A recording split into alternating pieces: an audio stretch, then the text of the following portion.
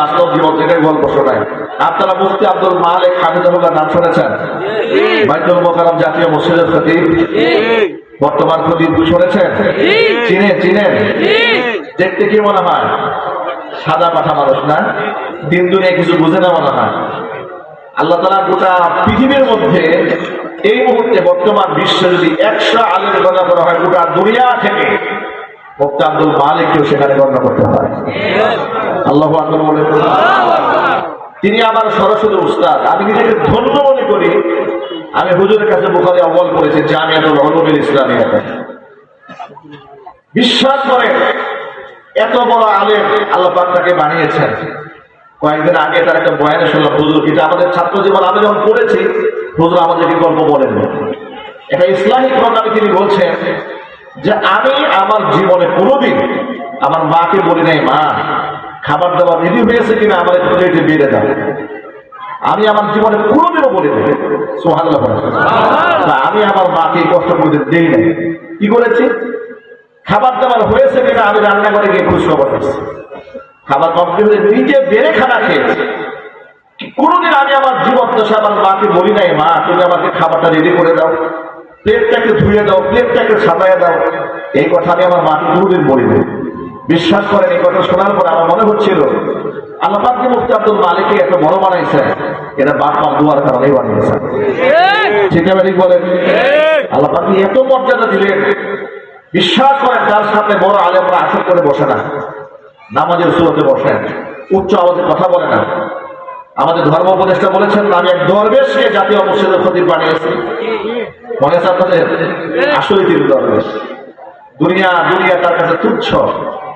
বেগম জিয়া জানাজার নামাজের ইমামতির কাতারে যখন সামনে দাঁড়ালেন, ওটা বাংলাদেশটা তার পেছনে। ঠিক আছে বলেন? এই এতগুলো মানুষের সাথে যদি কি বললেন, এই ক্যামেরায় ছবি তুলতেছেন কেন? এটা তো দুয়ার আমার ছবি তুলতে হয় নাকি? ইমানি তার কাছে কথা বলেছেন। ডক্টর মোহাম্মদ ইউনূসের সামনে যখন কেন্দ্রীয় ঈদগাহে যখন তিনি ঈদের নামাজ পড়াচ্ছিলেন, ক্যামেরাম্যানরা দাঁড়িয়ে ছবি তুলতেছিল। তিনি বললেন, স্যার এরা তো মুসলমান, এজন্য আমাদের সামিল হতে হবে। এমন ব্যক্তিত্ব সম্পন্ন আলেম, যিনি না গোনায় ধরেন কোনো প্রেসিডেন্ট, না কোনো ক্ষমতাধর ব্যক্তি, তাকওয়ার বলে কথাবার্তা বলেন, এত বড় যে আল্লাহ বানালেন, এটা মায়ের দোয়ায় হয়েছে। কথা ঠিক না বেরিয়ে জন্য বলেন? আরেকটা এক্সাম্পল দেয় আপনাদের সামনে। তাম দুনিয়া আলোকিত করে দিয়েছেন একজন ব্যক্তি, তার নাম মুহাম্মদ ইবনে ইসমাঈল আল বুখারী রাহিমাহুল্লাহ। তাম জগৎবাসী যার ইলমের কাছে ঋণী, আল্লাহ পাক তাকে এতটা জাহিদ, এতটা মেধাবী, এতটা মাহের, এতটা প্রাজ্ঞ, এতটা বিজ্ঞ আলেম বানিয়ে দিয়েছিলেন, তার হাতে রচিত হয়েছে বুখারী শরীফ। যিনি বুখারী শরীফের একটা হাদিস লেখার আগে, প্রত্যেকটা হাদিস লেখার আগে গোসল করেছেন, ওযু করেছেন এবং তাহিয়াতুল ওযু নামাজ পড়েছেন। সূরাতুল হাজাত 2 রাকাত নামাজ পড়ে একটা হাদিস লিখেছেন। জোরে বলেন সুবহানাল্লাহ। এক ওযু দিয়ে, এক গোসল দিয়ে 2 হাদিস লেখেন। একটা হাদিস লেখার জন্য তিনি একবার গোসল করেছেন, ওযু করেছেন, 2 রাকাত সূরাতুল হাজাত নামাজ পড়েছেন। এরপরে হাদিসটা লিখে আল্লাহকে দোয়া করেছেন, আল্লাহ আমার এই লেখাটা কবুল করে নেন।